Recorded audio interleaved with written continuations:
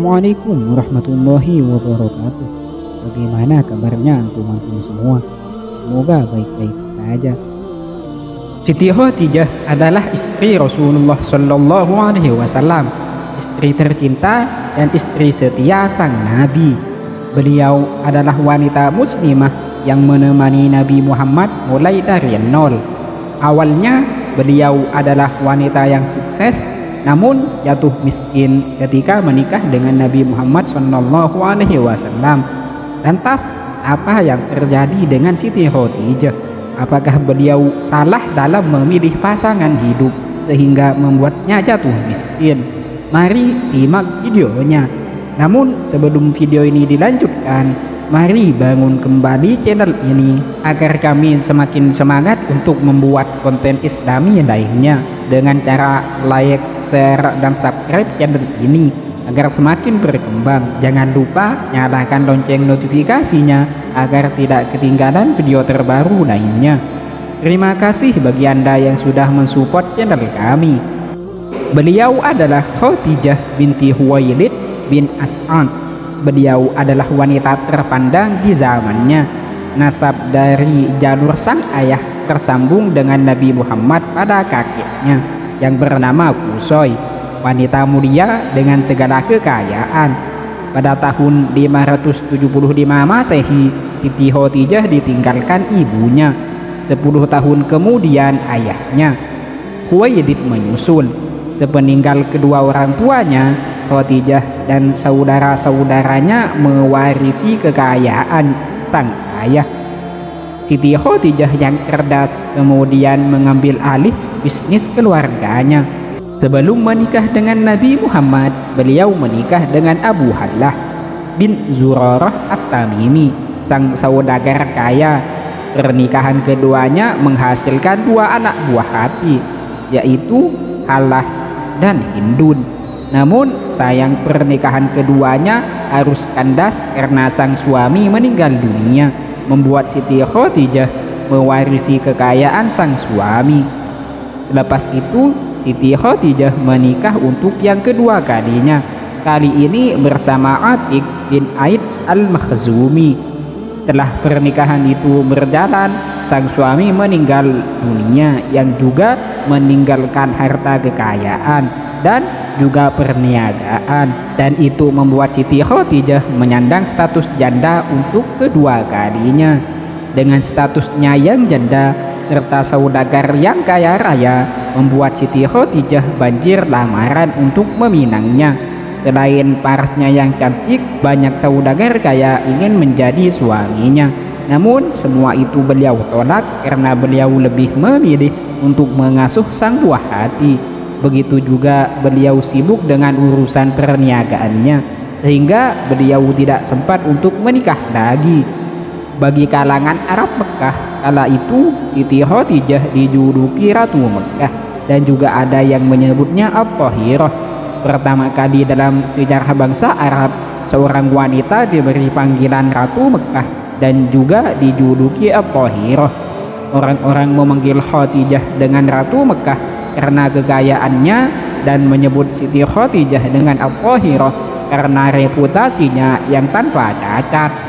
Seiring dengan berjalannya waktu, Allah mempertemukan 2 insan mulia ini lewat sang paman, yaitu Abu Thalib, yang menawarkan sang ponakan Nabi Muhammad bekerja kepada Siti Khadijah, yang mana waktu itu beliau sedang membutuhkan karyawan baru.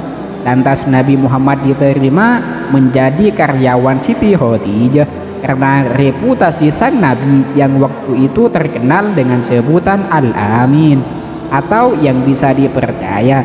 Nabi Muhammad lalu ditugaskan untuk membawa dagangannya ke Syam. Namun sebelum berangkat, Siti Maisarah yang menjadi teman Nabi Muhammad dalam berdagang, yang juga karyawan Siti Khadijah, ke Syam diwanti-wanti oleh sang juragan untuk mengawasi gerak-gerik Nabi Muhammad dalam berdagang.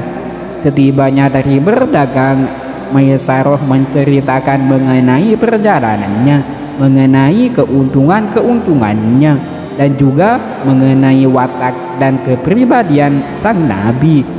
setelah mendengar dan melihat perangai manis, pekerti yang luhur, kejujuran, dan kemampuan yang dimiliki Nabi Muhammad, kian hari Siti Khadijah semakin mengagumi sosok Nabi Muhammad. Selain kekaguman, muncul juga perasaan-perasaan cinta Siti Khadijah kepada Nabi Muhammad. Seiring dengan berjalannya waktu, Siti Khadijah sudah tak tahan lagi dengan cintanya yang menggebu-gebu kepada Nabi Muhammad, membuatnya mengutarakan perasaannya itu kepada temannya, yaitu Nafisah. Ketika kabar tentang ketertarikan Siti Khadijah kepada Nabi Muhammad terdengar kepada sang keluarga, Nabi pun berembuk mengenai masalah tersebut. Awalnya ada juga paman Nabi Muhammad yang menolaknya lantaran perbedaan harta dan usia. Namun ketika sang paman Nabi, yaitu Abi Thalib, menawarkan diri pada Nabi Muhammad yang disetujui, beliau langsung pergi ke tempat Siti Khadijah untuk memberi kabar kalau lamaran Siti Khadijah diterima. Kemudian mereka semua sepakat untuk menikahkan keduanya. Tibalah hari suci itu, pernikahan dua insan mulia antara Nabi Muhammad dengan Siti Khadijah. Maka dengan mas kawin 20 ekor unta muda, Nabi Muhammad menikah dengan Siti Khadijah pada tahun 595 Masehi. Pernikahan itu berlangsung diwakili oleh paman Siti Khadijah, yaitu Ammar bin As'ad, sedangkan dari pihak keluarga Nabi Muhammad diwakili oleh Abu Thalib dan Sayyidina Hamzah.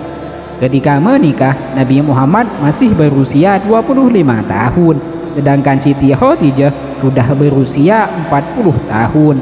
Namun bagi keduanya, perbedaan usia yang terpaut cukup jauh dan harta kekayaan yang tidak sepadan di antara mereka tidaklah menjadi masalah, karena mereka menikah dilandasi oleh cinta yang tulus serta pengabdian kepada Allah. Dan melalui pernikahan itu pula Allah telah memberikan keberkahan dan kemuliaan kepada mereka. Cukup sekian video kali ini. Semoga yang menonton video ini dilancarkan rezekinya oleh Allah dan dipermudah segala urusannya.